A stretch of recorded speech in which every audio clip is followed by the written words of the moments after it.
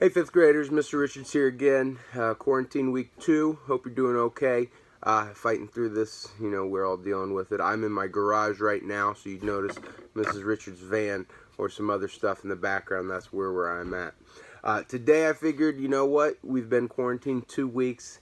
Do a little bit of STEM and give you a lab to where you can create something that you can maybe use around the house and challenge your brothers and sisters, your parents, to do some things. So we're going to build Vortex cannons today.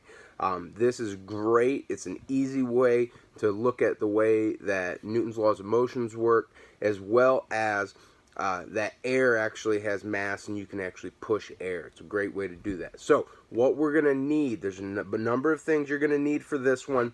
If you don't have them all, don't stress out. You may be able to substitute one thing for another. You may also be able to make it out of a different material. That would be cool. That's a great thing about science. There's all different kinds of ways you can come to a result. Now, I'm going to show you my special Vortex cannon, which is pretty awesome. So here's how it's going to go. I'm going to build a target because whenever you're shooting at something, you need a target. So I'm going to build a little pyramid here.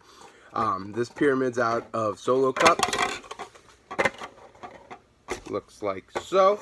I know, it's lovely. Thank you. This is my Vortex cannon. Now, my Vortex cannon was given to me by another teacher. It's very cool. But basically what it is, if you look at it set on its side, it's like a big cup with a hole cut out of the bottom and then a material on the inside. Now, this one has elastic bands which help with shooting it. So what I'm going to do, I'm going to pull back, I'm going to aim, and I'm going to fire. And it's going to launch and make a big mess. It's awesome, right? You probably don't have a Vortex cannon like that at home. And if you do, of course you want another one. I mean, they're awesome. So what we're going to do is you're going to make a Vortex cannon today out of Solo cups. You're going to need a few different materials. First material you're going to need, like I said, you're going to need a Solo cup. Color doesn't matter. Size doesn't really matter. I'm using the smaller ones rather than the bigger ones just because I think it's a little bit easier to use a smaller one. You're going to need balloons. Don't use little tiny water balloons or those long stretchy balloon animal balloons. Don't use those. Use normal balloons. Okay. You will also need a nickel. Doesn't matter what year. Rubber bands are good, but I prefer the greatest invention of our generation, which is duct tape. Okay. You will also need scissors and a Sharpie. Or you could use a pen too, which would be fine. So here's how we're going to get to making your Vortex cannon. You're going to take one cup, set it face down. You're going to take your nickel, you're going to put it on the cup, and you're going to trace around the nickel, making sure that that nickel is in the center of the cup. So I'm going to trace around it here. It doesn't have to be perfect. Okay, so I have a circle there. Now, the next part, you are going to need to cut out that circle.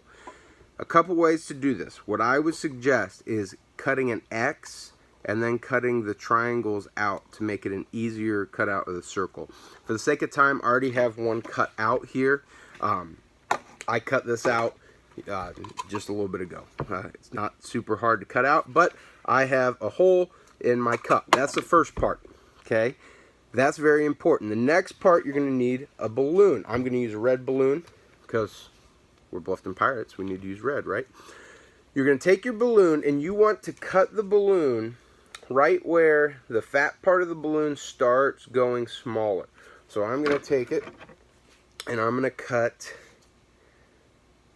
right about there. Okay? Now this part that you cut off from where the opening was, that you can throw away. You don't need that. This part, the bubble part, is what you're going to want.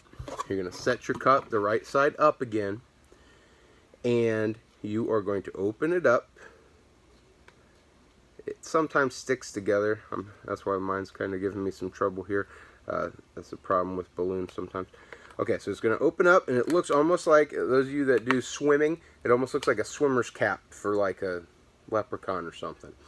You are going to stretch this over the opening of your cup. Now, be careful as you do this. You don't want to crack the cup. You also don't want to rip your balloon. So you'll notice I have it stretched across, which is great. Now, if you try using this right away, it may work a couple times, but what's going to happen is your balloon eventually is going to slide off the end of your cup. So you want a way to hold the balloon to the cup. Now, that's where I have the rubber bands involved. You could stretch the rubber bands over top of it like this. That works, but eventually it's going to wear out. But duct tape is an amazing invention, and I'm going to use duct tape on mine just because I think duct tape holds up a little bit better. Plus, it's duct tape. It's awesome. So, we're going to stretch this over. Remember, the tape part doesn't have to look beautiful. This is more just to make it structurally sound. It's taped on like that. And then if I want to be like super structurally sound, I could add a rubber band too to make it like uber secure. That rubber band broke, so I'll use this rubber band. And I'll get it. I'm using some old rubber bands from my science closet, which isn't exactly perfect, but there we go. Alright, so now I've made my Vortex cannon. How to fire it. There's two different ways you can fire it. This part here, which is the drum end, you can flick it, which will send a burst of air through your opening, or you can pinch, pull back, and let go, and it will fire. Now, this is a smaller Vortex cannon, so clearly you're not going to be able to move a lot of stuff. Let's see if I can even move this. Okay, it's moving a little bit, but not much. So I'm going to need a lighter material to shoot with my Vortex cannon. Now, fun thing with this is if you just shoot it at yourself, you can feel the air hitting your face. Can you see my hair moving? What's left of it? No, you probably can't because I'm like 90% bald. This is the Vortex cannon. Now, if you don't have the solo cups to make it like this, you can use other things. I made one yesterday with a water bottle. I just cut the bottom out of the water bottle, put it on, and this actually makes a more powerful Vortex cannon because there's more air in the chamber and it's naturally curved, so you don't have to cut the opening, you're cutting the base part. This one I would suggest having an adult help you out with. I had to use a box cutter to cut this one, but I think this one actually turned out really, really nice. You could probably use a 2-liter bottle if you wanted to. There's also some people that make them out of buckets, which it's going to take some more materials. You're not going to be able to use a balloon. You'd have to use like a shower curtain or something like that. Now, here's your challenge. This is for your 5 points. Make your Vortex cannon, okay? And I want you to shoot it again at something. See if you can knock down styrofoam cups work great. Tower of marshmallows, I don't know, you can think of it. And then I want you to submit a reflection to me through Google Classroom about what you made your Vortex cannon out of and also what you used it to fire. Remember, this is the one we watched a video earlier in the year where the Vortex cannons shoot out, and the shape of the air as it travels out of the Vortex cannon is actually in a ring. Now, I don't have a smoke machine here at my house, so I can't do that. But it's a very, very fun lab. It's a good way for you to get a little bit active in the house. We had some good weather yesterday, but I think it's supposed to rain today, so this is a good opportunity for you going into the weekend. You're making a cannon, which how awesome is that? So, once again, make your Vortex cannons, submit a reflection on Google Classroom to me, and have a great weekend. I'll have another lab coming for you next week. Quarantine's not always the most fun. We miss you guys, but let's make the best out of it. We'll see you later.